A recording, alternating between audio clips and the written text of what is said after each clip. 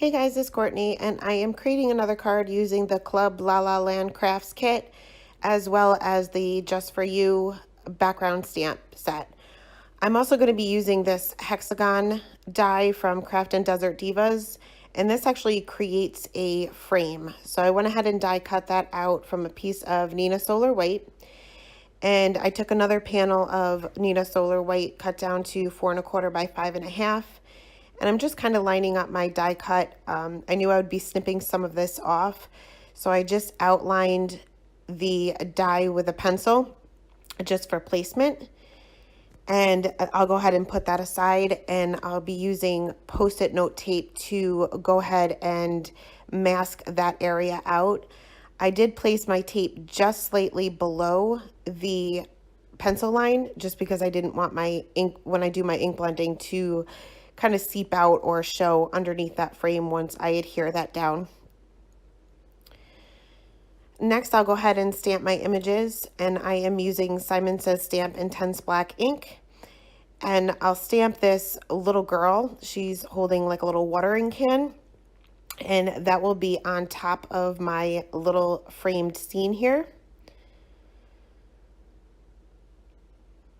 And next, I'll go ahead and stamp this little bouquet of flowers to make it look kind of like a garden underneath her. And I'm not masking this out, I'm just lining it up the best I can and stamping that down twice. Now, I didn't originally create a mask for her, but I realized that the distress ink that I'm using is just too dark to go ahead and just go over her directly. So I took a piece of Eclipse masking paper here, and I'll be stamping that down and fussy cutting her out. When you are fussy cutting a mask, you want to make sure that you're staying as close to or right on top of that black line as possible. Move your paper with your left hand if you're right-handed, and keep your scissors straight in your dominant hand. And just cut away any excess as you go so it doesn't get in your way as you're cutting. Once my mask was cut out, I went ahead and masked her out, and I'll be doing some ink blending for my background. And I'm using Salty Ocean and Mermaid Lagoon regular distress inks.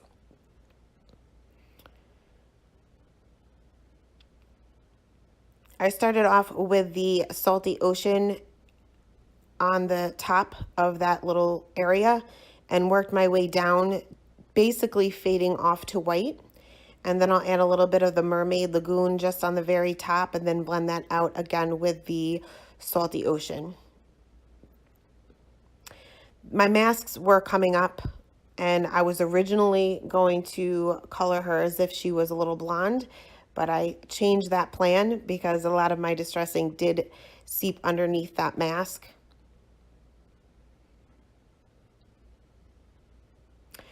Once my ink blending was done, and I did go ahead and go right over those flowers, I figured once I do my coloring, it will cover most of that up. I removed my Post-it note tape. Now here in the top right corner, it did tear my paper a little bit right on the very top of it. So in the end, I'll just trim this panel down a little bit. So I will start off with my skin tones, and again, if you've watched any of my videos, this is a typical combination for me.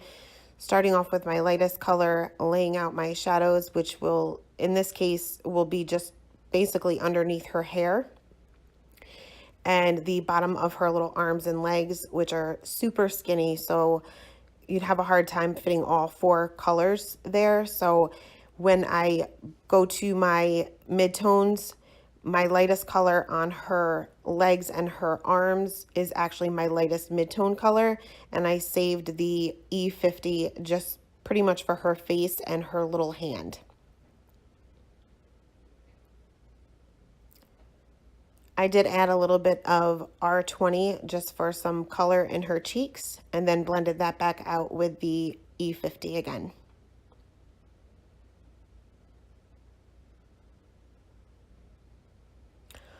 For her hair, again, I was going to color her blonde, but you can see on the little tips of her pigtails, there is some blue distress ink there, so I went with a darker combination. starting off with my darkest color, which is the E18.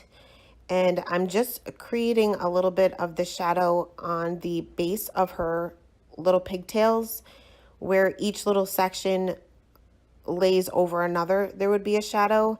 And for the little sections that are in the front, I concentrated just on a little bit, like a flick or two, right in the center so that my two darkest areas wouldn't be touching.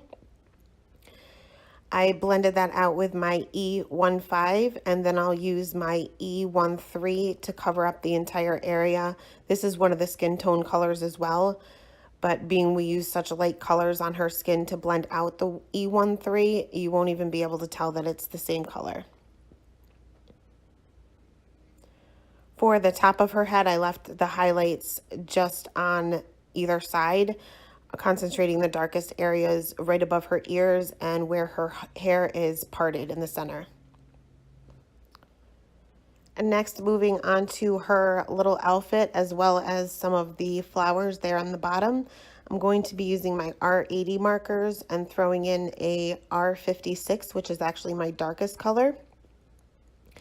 So again, just laying out my darkest areas, which will be underneath her little arm, and just extending those where her little dress is like scalloped on the bottom. I just put a little flick of my darkest color just to kind of give that a little added dimension. Also for her little sleeve, I'm leaving a white area off to the right so that the shadow underneath her arm will not blend in with the sleeve itself. And I'll save that area for my lightest color. My two midtones, I just extended that darkest color out on her shoes and her dress, and the little flicks where her dress is scalloped a little bit. And then I'll go in with my lightest color and blend that out entirely, including that little area on her sleeve that we had left white. I'm going to use these same colors for some of these flowers here on the bottom. I think they might be tulips. And I'm only going to show you the one bouquet. And I just made a little flick there in the center of the petal that's kind of laying over the others. And then I'll create a shadow where that petal is lying over the other petals, just with a very faint line of my darkest color, and then blending each one of those out, working my way back down. For the center petal, the one that's laying on top, I reserved that highlight on either side and just put in my lightest color.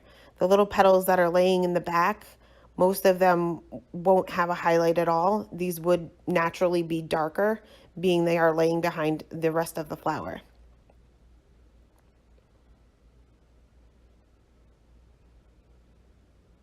I went ahead and colored the other three on that other bouquet off camera, and I'll move on to her little watering can.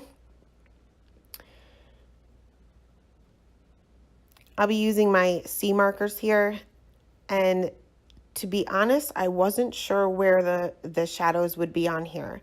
So on the little top of the watering can, I kind of went along with the lines, the little dotted lines that are part of the stamp, and did a little bit of shading on either side because it is a rounder object.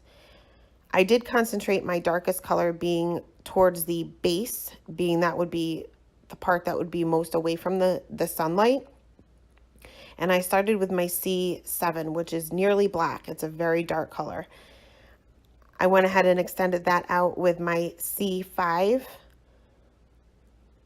And then I'll move on to my C3 and my C1. Now I left the right-hand side, or the part that she's holding. I added a little bit of the C5, but here is where, when I get to the C3, that's when I'll start adding my shadows to make this appear more of like a rounder object. And then the C1 will just be in the very center. I did color right over this little heart. I wanted to color the heart the same as her little dress, but because your grays already create your shading for you, you can really just go over that with a solid color.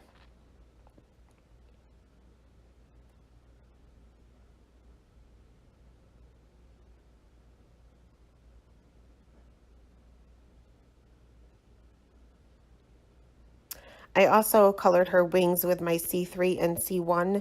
I wanted these to appear somewhat white, so I'm just adding a little bit of shading where her one wing hangs over the other and the part that is closer to her body, and then flicked that out with my C1 and left the tips of those wings white. For the other little flowers, I think they may be daffodils, and that's how I colored them. So I am going to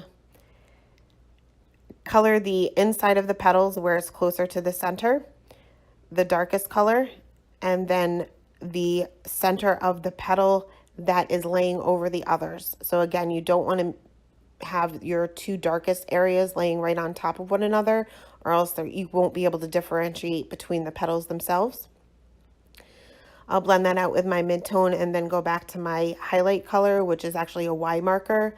Y markers and YR markers, for the most part, blend very well together, so you can use them interchangeably. Typically, when I color something orange, my highlight will be a yellow.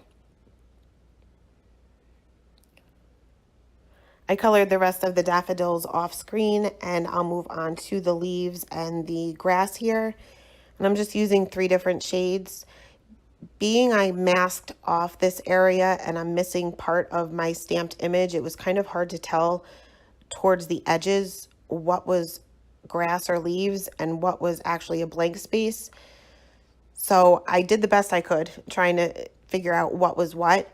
In the end, I don't think you'll really be able to tell. I started with my darkest color here just because I wanted more of a natural look. I wanted to see those flicks. So whenever you want to maintain those flicks and not have too much blending, always start with your darkest color and then work your way down. For the little areas between her arms and where she's holding that little watering can, I did not cut my mask there, so I just took my color chart, my Copic color chart, and matched up the Mermaid Lagoon the best I could. It looks like the B02 was the best match, and I just filled that in with my Copic marker.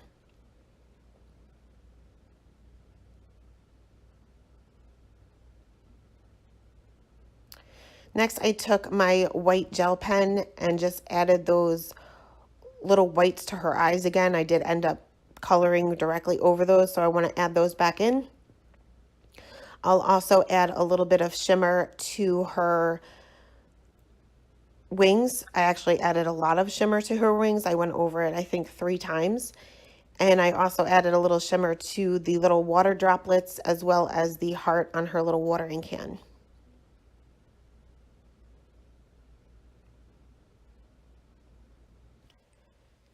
Next, I took my paper trimmer and did cut down my panel a little bit just to get rid of that little area where my Post-it note tape had ripped my paper.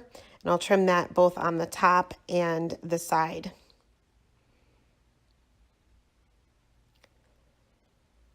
I laid out my die cut just to kind of see where I wanted my sentiment. And I ended up stamping this in the lower left-hand corner with Hollyhock ink by Simon Says Stamp.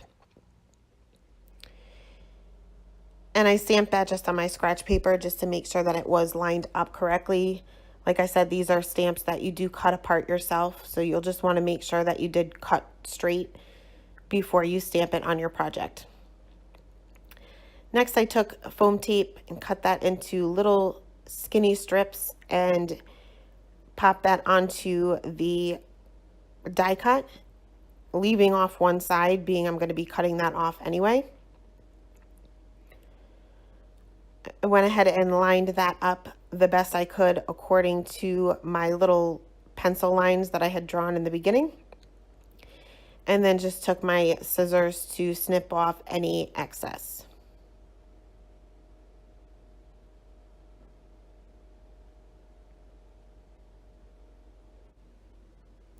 Next, I took my Tombow Mono Multi Glue and went ahead and adhered that to an A2 size card. I wish I would have used maybe colored cardstock for this, but I wasn't planning on trimming down my panel. Now, there was a lot of white space on this card, much more than I'm used to. So I did add a few sequins above and around the sentiment, as well as a couple on the top. And I just adhered those down with some glossy accents.